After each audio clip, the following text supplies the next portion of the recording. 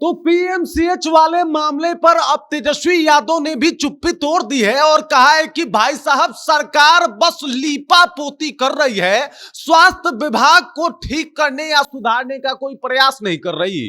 दरअसल जिस डॉक्टर को मैंने 2022 में बर्खास्त किया था, उसी डॉक्टर को एक बार फिर से बर्खास्त किया गया है, बाकी कुछ हुआ गया नहीं है। और यह बात बताता है कि देख लीजिए, बिहार में स्वास्थ्य व्यवस्था की स्थिति बहुत ज्यादा बदतर है और इसके अलावा कई सारे आरोप जो है वो तेजस्वी यादव ने एकदम से सरकार के ऊपर लगाए हैं, मंगल पांडे के ऊपर लगाए हैं और कह रहे हैं कि भाई साहब ये मंगल पांडे के कार्यकाल में जो है वो एकदम से स्वास्थ्य विभाग का अमंगल काल चल रहा है। पूरी जानकारी आपको बताएंगे, सब चीज से आपको रूबरू कराएंगे, लेकिन उससे पहले मेरा परिचय जान लीजिए। मेरा नाम है रजत और आप जनता जंक्शन देख रहे हैं। सबसे पहले आप इन तस्वीरों को देखिए और बाकायदा तेजस्वी यादव ये तो रिटन में पोस्ट करते ही हैं, इसके अलावा उन्होंने एक प्रेस कॉन्फ्रेंस भी किया और प्रेस कॉन्फ्रेंस का मकसद ही था कि मंगल पांडे को आईना दिखाया जा सके, सरकार को उसकी हकीकत बताई जा सके और बताया जा सके कि जो कुछ भी पीएमसीएच में हुआ उस मुजफ्फरपुर के लड़की के साथ,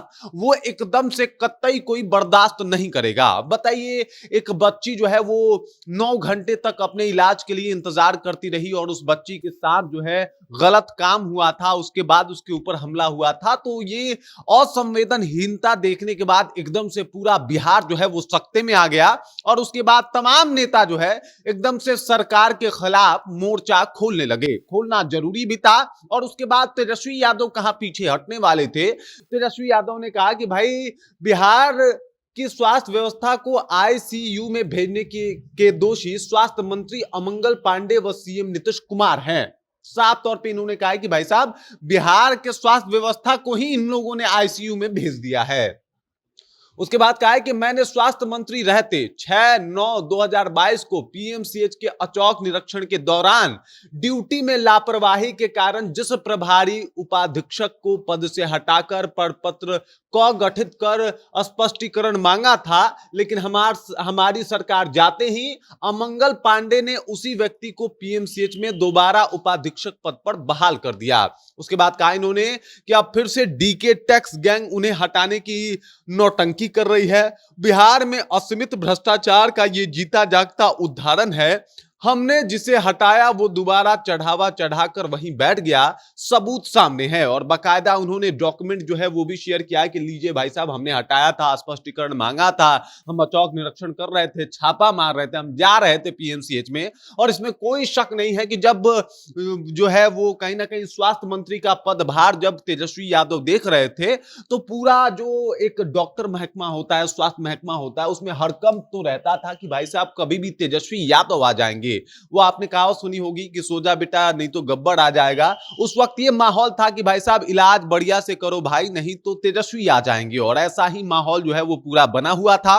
तेजस्वी यादव जगह जगह पे जाके हर एक हॉस्पिटल में छापा भी मार रहे थे और इसी वजह से जो है कहीं ना कहीं उन्होंने वो डॉक्यूमेंट भी कहा है और कहा है कि भाई साहब पटना पीएमसीएच की स्थिति जो है वो बहुत ज्यादा बुरा है।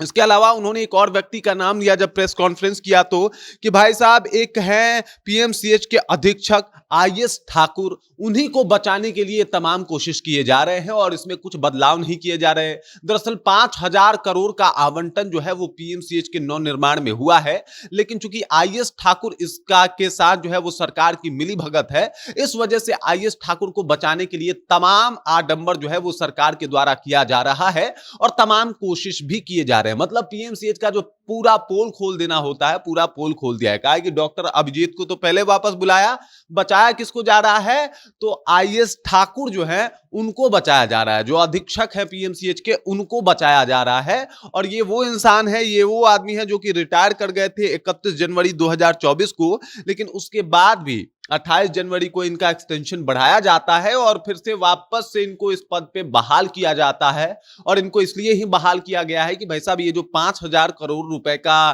काम हो रहा है इसका देख रेख करे और जब तक ये काम होता रहेगा इनको हटाया नहीं जाएगा। ये तेजस्वी यादव का दावा भी है।